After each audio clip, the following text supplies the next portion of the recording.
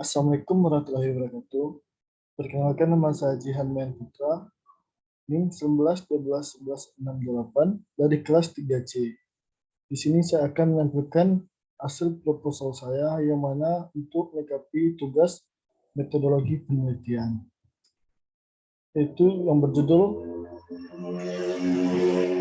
hubungan frekuensi diare dengan kejadian stunting pada anak balita 2-5 tahun.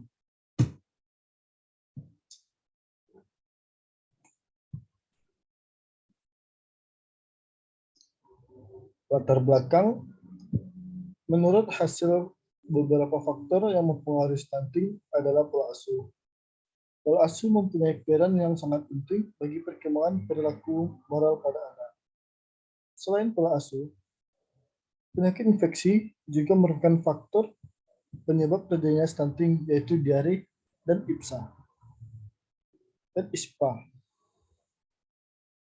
Penyakit infeksi seperti diare masih menjadi masalah global dengan derajat kesakitan dan kematian yang sangat tinggi. Di berbagai negara, terutama di negara berkembang termasuk Indonesia, dengan angka kejadian diare yang sangat tinggi. Karena tingginya angka morbiditas dan mortalitas.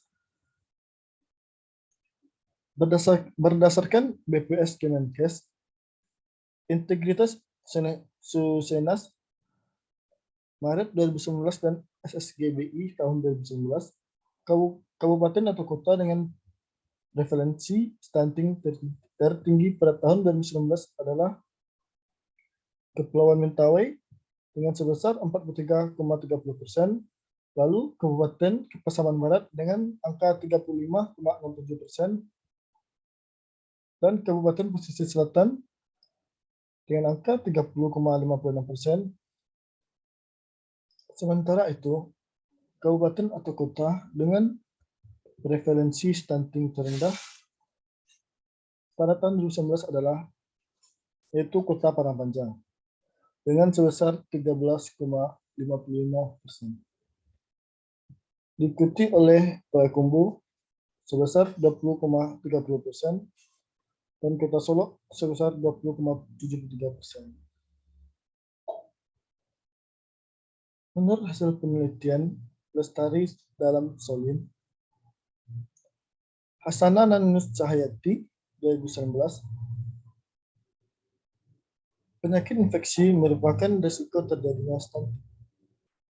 Penelitian ini dilakukan berdasarkan apakah pernah menderita diare dalam 2 bulan terakhir. Hasil penelitian ini menunjukkan bahwa anak yang diare dalam 2 bulan terakhir memiliki risiko sebesar 5,04 kali untuk menjadi stunting dibanding dengan anak yang tidak pernah diare selama 2 bulan terakhir. Hal ini sejalan dengan penelitian Salim, Hasanah dan Nur Hayati 2019, bahwa anak yang mengalami diare dalam kurun waktu 24 bulan pertama kehidupan cenderung untuk lebih pendek 1,5 kali dan terjadi risiko stunting sebesar 7,46 kali pada anak yang diare. Menurut hasil penelitian Widari 2018, bahwa balita memiliki penyakit infeksi diare lebih berisiko mengalami stunting, yaitu 4,808 kali. Lebih besar mengalami stunting daripada balita yang tidak mengalami riwayat diare.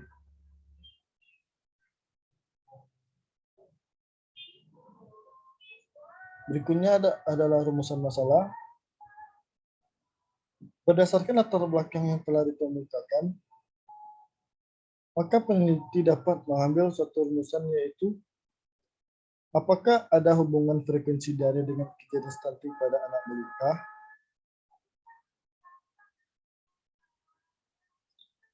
Berikutnya adalah tujuan penelitian. Di sini ada 2 tujuannya.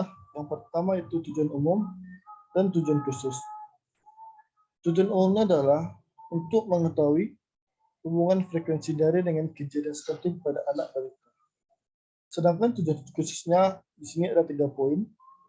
Yang mana poin pertamanya adalah distribusi frekuensi dari pada anak balita, distribusi frekuensi kejadian stunting pada anak balita, dan poin yang terakhir adalah distribusi hubungan frekuensi dari dengan kejadian stunting pada anak balita.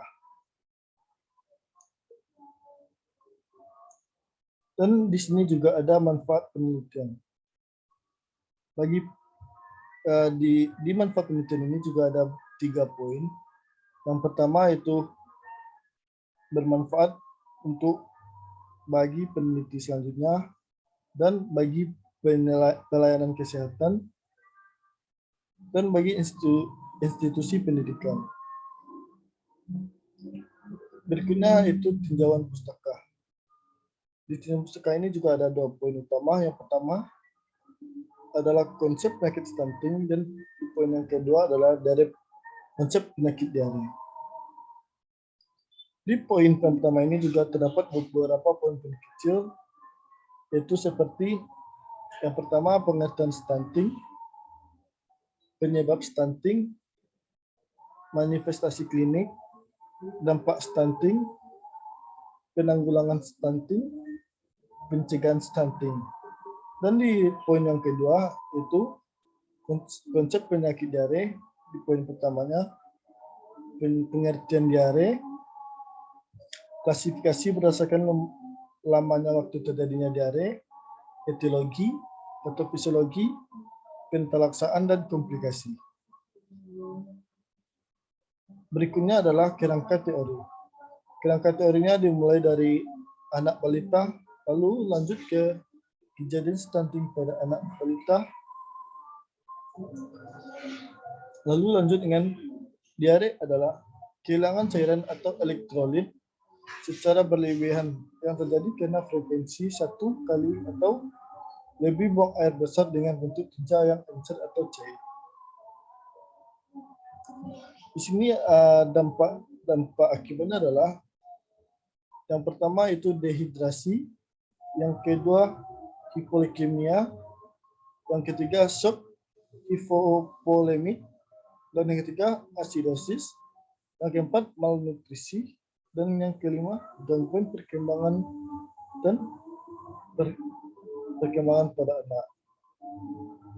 Adapun etiologi atau penyebabnya, yang pertama yaitu infeksi bakteri Escherichia coli, makanan, susu, protein, dan gangguan metabolik iritasi langsung pada pencernaan. Yang berikutnya yaitu kerangka konsep. Baik di kerangka konsep juga ada 2 poin, itu yang poin pertama variabel independen dan variabel dependen. Variabel independennya itu frekuensi diare dan variabel dependennya itu kejadian stunting pada balita.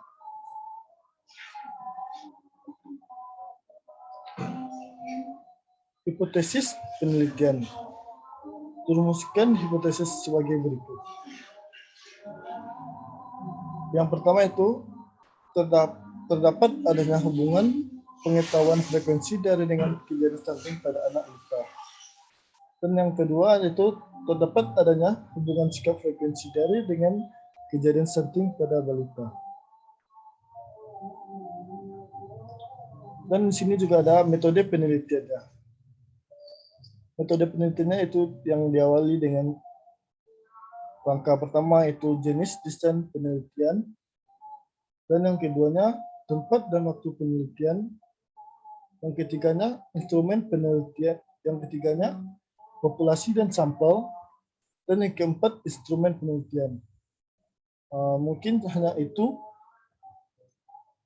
hasil proposal saya. Mohon maaf apabila ada kata yang salah. Saya tutupi dengan Assalamualaikum warahmatullahi wabarakatuh.